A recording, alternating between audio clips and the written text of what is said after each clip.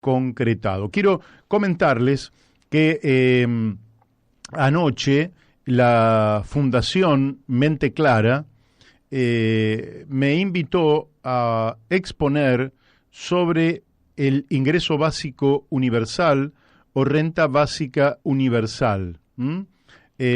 Muy interesante porque se observa que cada vez más sectores, fundaciones, agrupaciones y espero yo que en algún momento partidos políticos, salvo el Partido Socialista Auténtico que desde hace mucho tiempo lo tiene como tema principal, pero en este caso fue la Fundación Mente Clara que me invitó a charlar sobre la materia porque entienden que efectivamente es la herramienta adecuada para enfrentar las situaciones de emergencia que se viven en este siglo XXI. Tanto sea por el tema de la pandemia, que lógicamente esperemos que pase lo más rápido posible, como también por un elemento más estructural que tiene que ver con la pérdida repentina de trabajos fruto de la robotización, la automatización, la inteligencia artificial, elementos que se van incorporando a la producción de bienes y servicios y van desplazando a las personas, que no quiere decir que esas personas no puedan inventarse un trabajo más adelante, que esas personas no puedan encontrar un trabajo o que lógicamente vayan a una desocupación permanente, pero sí genera un golpe para quien pierde el trabajo y hasta que vuelve a acomodarse a la situación de dignidad en la que se encontraba, eso puede significarle un duro golpe a la salud mental, a la salud física de las personas, puede impactar sobre la convivencia familiar, y eso es un proceso que es irreversible, es un proceso que los economistas lo vienen visualizando desde hace muchísimos años, yo diría casi 2 siglos, que lo vienen visualizando, pero evidentemente el fenómeno donde irrumpe con mayor potencia es primero en Estados Unidos en la década del 50 y del 60, donde grandes economistas dicen que han dejado la economía de la necesidad para pasar a la economía de la abundancia, y entonces muchos intelectuales ya en aquellos años, en 1964 en particular, hacen un informe donde dicen, escuche bien lo que voy a decir, dicen que hay que desvincular el ingreso de las personas del trabajo de las personas. Porque, ¿qué dicen ellos? Si nosotros vamos a tener máquinas que van a multiplicar la riqueza, los bienes y los servicios, quiere decir que vamos a tener más bienes y servicios que antes, pero las personas quedan desocupadas y sin ingreso, ¿para quién van a ser esos bienes y servicios? Vamos a tener más riqueza, pero vamos a hundir a los seres humanos en la pobreza. Y los robots ni comen, ni leen libros, ni tienen necesidades como los seres humanos, de manera tal que esto tiene una sola solución, que es darle ingreso a las personas para que, visto que tenemos más bienes y servicios, puedan vivir mejor. Así de sencillo, así de fácil. Entonces, estoy hablando de hace 66 años atrás que se dijo esto, ¿no? 56 años atrás, no hace 2 días, 56 años atrás. Bueno, pero ¿qué ocurrió en estos 56 años?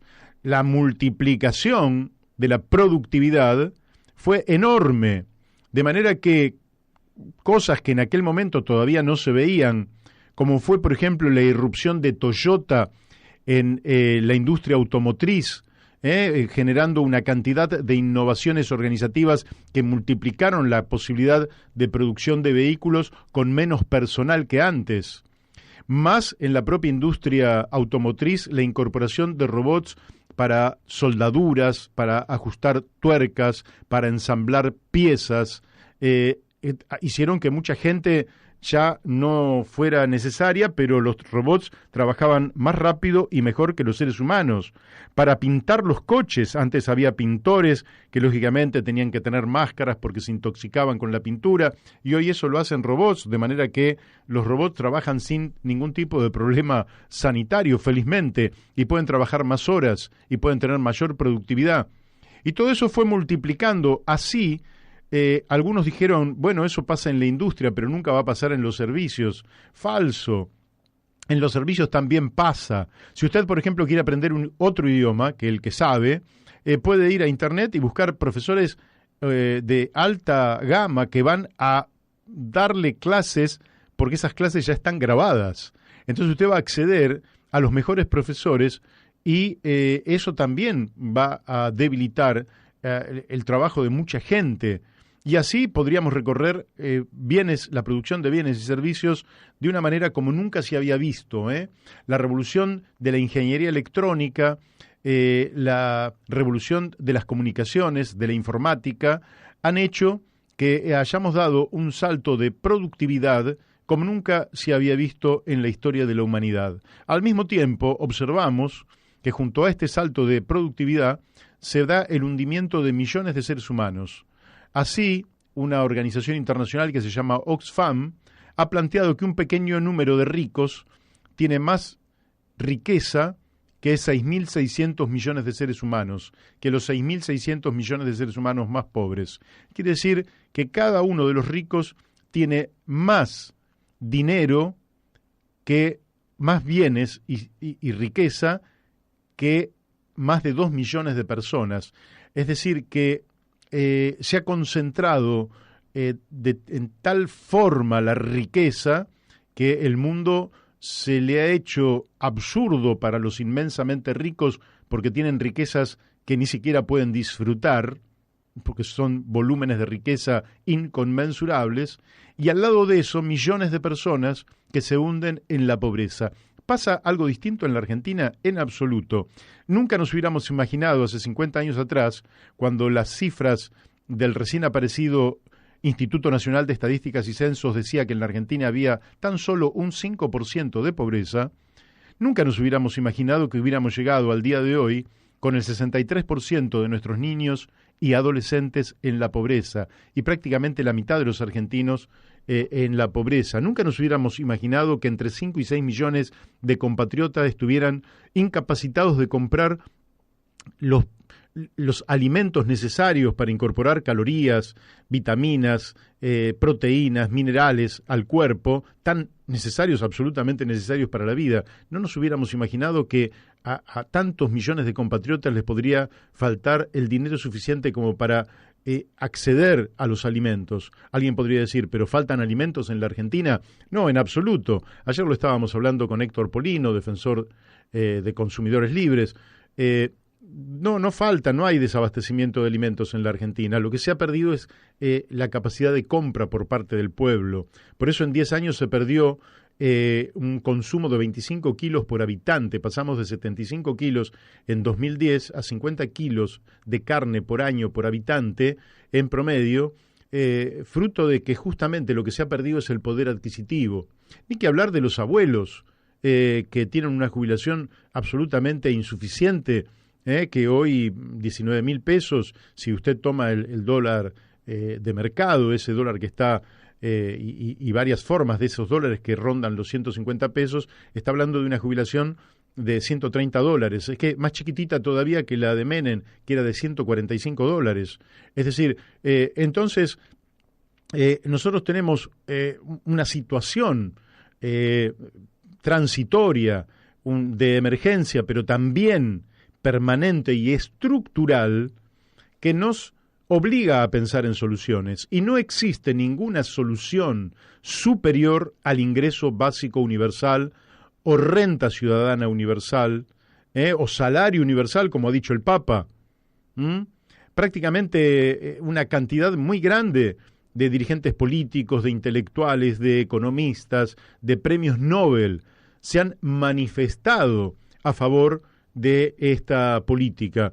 Ni hablar que también lo ha hecho falseando la realidad, digámoslo, mintiéndole a los argentinos, el presidente Mauricio Macri, cuando él dijo que iba a dar, y si quieren después yo le envío a nuestro amigo Héctor Didío el videíto, el audio, y ahí ustedes van a escuchar en 50 y pico de segundos cómo efectivamente, tomando quizás de este servidor, Mario Masitelli, del libro donde yo planteo efectivamente erradicar la pobreza y la indigencia en la Argentina, tomando de allí la idea de la pobreza cero y diciendo que íbamos a llegar a la pobreza cero a través de qué. Y bueno, que íbamos a llegar a través de, ahí lo voy a mandar, a través de un ingreso ciudadano.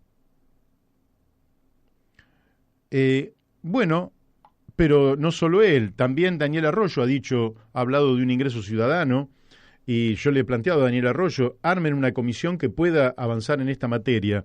Pero quiere decir que son multitudes de personas y altamente capacitadas que están hablando del ingreso ciudadano universal. Y fíjense, por ejemplo, que una alta funcionaria de Naciones Unidas, secretaria general de la CEPAL, la doctora Ana Bárcena, una académica, una investigadora prestigiosísima, ha dicho que América Latina podría resolver, a través de un ingreso ciudadano universal, los problemas sociales más agudos que tiene, utilizando el 6,3% del Producto Bruto de América Latina. Fíjense ustedes lo que les estoy diciendo, 6,3% del Producto Bruto para resolver el problema del hambre. Y dice ella, Ana Bárcena, que siendo que la evasión fiscal podría acceder a 35 puntos del Producto Bruto de América Latina, disminuyendo un poquito la evasión fiscal, es decir, controlando un poquito a los que evaden fortunas enormes que no le pagan al Estado, con eso solo nosotros podríamos estar resolviendo el problema no solo del hambre, no solo de la indigencia, sino también de la pobreza en la Argentina. Quiere decir que podríamos lograr que absolutamente la totalidad de los argentinos, de todas las familias argentinas, pudieran tener un piso por sobre la línea de pobreza. Ese piso por sobre la línea de pobreza, lejos, y está demostrado esto, de desestimular a la gente a trabajar, muy por el contrario, estimula a la gente a trabajar. ¿Por qué? Porque todo el mundo quiere progresar. Entonces, cuando la gente quiere progresar, sale a sumar nuevos ingresos. Y qué mejor que tener garantizado un piso de ingresos a partir del cual tiene su seguridad alimentaria totalmente garantizada para los padres, para los hijos, para los abuelos, y a partir de allí, con tranquilidad, salir a buscar o inventarse un trabajo y tomarse el tiempo. Lógicamente que las personas en estas condiciones ganan en libertad y ganan en soberanía, ganan en autonomía. Eso es muy bueno. Algunos dicen no, porque entonces la persona no va a querer aceptar cualquier trabajo. Y yo respondo, eso es muy bueno. Las personas tienen que trabajar en aquello que les gusta, aquello que les resulta placentero. ¿Por qué? Porque uno es infinitamente más productivo cuando hace algo que le gusta que cuando hace algo a disgusto. Esto es muy importante tenerlo en cuenta. Cuando usted trabaja a disgusto porque usted tuvo que aceptar un trabajo horrible, pero tenía que llevar el peso a su casa porque si no sus chicos no comían, usted acepta condiciones infrahumanas de trabajo porque tiene que llevar el pan a la mesa de su casa, entonces usted aceptó un trabajo en el cual a la hora ya está agobiado, a la hora está saturado, a la hora quiere irse y sabe que le quedan todavía un montón de horas por delante y eso termina siendo una tarea ineficiente, ineficaz, a disgusto, a desgano. No, en cambio cuando usted toma un trabajo que le gusta, que le encanta, usted se aplica, usted hace las cosas con entusiasmo, usted hace las cosas mucho mejor e incluso extiende a veces su jornada laboral porque la está disfrutando, porque le gusta, porque siente que tiene algo más para hacer. Y entonces la productividad del que encuentra ese trabajo con el cual se siente absolutamente a gusto, bueno, eso no solo redunda en beneficio de la persona, de la familia, sino que redunda en beneficio de la sociedad. Por eso el ingreso básico universal no tiene virtualmente contraindicaciones y se diferencia totalmente de estos planes sociales, porque estos planes sociales, lamentablemente, son planes sociales que reproducen la pobreza. ¿Por qué? ¿En qué se diferencia? Porque cuando a usted le dan un plan porque es pobre, usted, para tomar un trabajo, tiene que observar bien si ese trabajo va a tener una remuneración que justifique perder el plan, porque el plan se lo sacan si usted dejó de ser pobre, o el Estado considera, o un burócrata considera que usted dejó de ser pobre, entonces le sacan el plan. Entonces usted, cuando no tiene un trabajo altamente remunerado, y usted dice, no, me conviene más quedarme con el plan, y entonces se va reproduciendo la pobreza. Estos planes hay que erradicarlos totalmente, además de generar una burocracia carísima, mientras que un ingreso básico universal para el 100% de las personas es un ingreso que se hace desde una oficinita muy chiquitita, en la cual a través de un pulso electrónico se asignan todos los meses en la caja de ahorro del 100% de las personas una cantidad de dinero. Eso ya nosotros hemos hecho una propuesta concreta, no me voy a detener en detalles técnicos porque eso aburriría demasiado a nuestros queridos oyentes. Pero entonces nosotros evitaríamos una enorme cantidad de gastos burocráticos que van deglutiendo el presupuesto del desarrollo social y que efectivamente se queda en el camino y no llega a los destinatarios. Esto me parece que es sumamente importante. Entonces, ahí salen los paleoliberales, no son neoliberales, son paleoliberales. Dicen no, porque eso aumenta el gasto público. No, no aumenta el gasto público, en absoluto. Cuando el Estado toma 100 pesos de la sociedad y le devuelve 100 pesos a la sociedad, el gasto público es cero. No hay gasto público. Si yo le pido 100 pesos a usted y le devuelvo 100 pesos, no ha habido gasto en el medio, más que la simple operación, esa muy sencillita, de manera que estaríamos hablando de 1 centavo en los 100 pesos, casi nada. Lo que estamos hablando sí es de redistribución del ingreso. Quiere decir que no hablamos de gasto, como dicen los paleoliberales, sino que estamos hablando de redistribución del ingreso. Y en esa redistribución del ingreso, básicamente, lo que estamos haciendo es sacándole ingreso a los evasores de impuestos, a los que eluden impuesto, a los que trasladan los impuestos, y lo estamos volcando a la masa del pueblo para generar mejores condiciones de vida, que además esas mejores condiciones de vida son las que nos van a permitir crear las condiciones sociales para abordar los desafíos del futuro de la Argentina. ¿Cuáles son los desafíos del futuro? Los desafíos del futuro son poner a la Argentina en el tiempo histórico que nos ha tocado, que es la era del conocimiento y de la información. Esta es la era del conocimiento, de manera que las sociedades, ¿dónde se van a asentar? Se van a asentar fundamentalmente en su sistema educativo, o sea, todo el sistema educativo argentino, desde el jardín de infantes, la escuela primaria, la escuela secundaria, las universidades, los terciarios, todo eso se tiene que rejerarquizar, hay que elevarlo, hay que mejorarlo. Y lógicamente esto conlleva el desafío de decir de dónde vamos a sacar, qué esfuerzo vamos a hacer toda la sociedad para pagarle mejor a nuestra maestra jardinera, a los maestros y maestras de primaria, a las profesoras y profesores del secundario, a los docentes universitarios, también a los no docentes. ¿Qué esfuerzo vamos a hacer para mantener la infraestructura del sistema educativo mejor de lo que está actualmente, comprometiéndonos todos con el sistema educativo? Pero eso no se puede hacer en el marco de la pobreza y la indigencia que estamos viviendo en la Argentina. Por eso superar eso nos pone mucho mejor para poder enfrentar el futuro.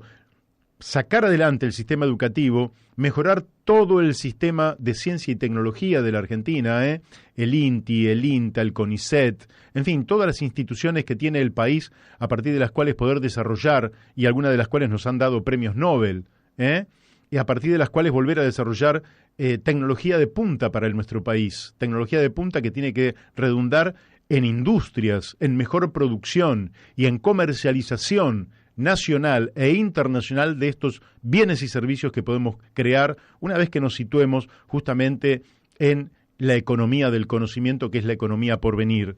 Entonces, es difícil entender por qué nuestra dirigencia política, económica, gremial, salvo amigos como Víctor de Genaro, Claudio Lozano, que sí ellos defienden, o Hugo Cachorro Godoy, que defienden esto, como el resto de la dirigencia política no asume en plenitud esta bandera y entiende que esta bandera no es solo una bandera de justicia.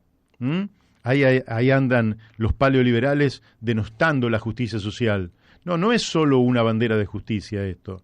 Esto además es el fundamento del progreso, de la prosperidad de la Argentina, de una avanzada extraordinaria para que la Argentina pueda afrontar esos desafíos del futuro, pueda empezar a movilizar sus fuerzas productivas, pueda desarrollar toda su infraestructura necesaria, pueda reconstruir sus ferrocarriles, pueda construir nuevas autopistas, caminos, rutas, pueda generar millones de viviendas que estamos necesitando para nuestra gente, podamos movilizar nuestros recursos, podamos generar nuevos puertos que lo estamos necesitando, que es una prioridad. Nosotros necesitamos un puerto de aguas profundas en la provincia de Buenos Aires, aproximadamente a la altura de La Plata, un enorme puerto que significa una inversión gigantesca, pero que hará de la Argentina uno de los lugares por los cuales transite la comercialización de productos del Cono Sur. Necesitamos 2 puertos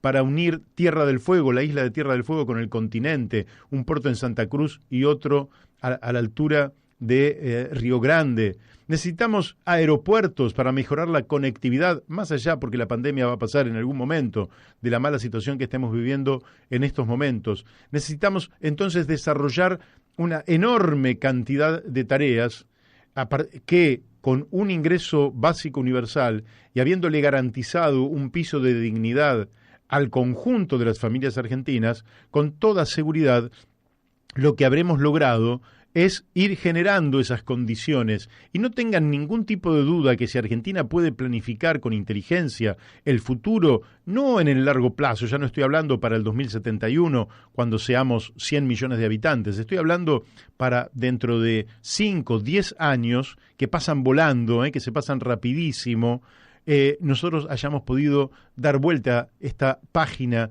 de la Argentina de la dependencia, del atraso, de la frustración, del desencanto, de que los pibes se quieren ir al exterior, para pasar a una Argentina pujante, donde la gente quiera vivir acá. Tenemos un país increíblemente maravilloso, miles de lugares hermosísimos donde vivir y disfrutar de la vida, producir, trabajar y al mismo tiempo poder disfrutar con la familia, con los amigos, con los seres queridos, con los seres amados de la vida.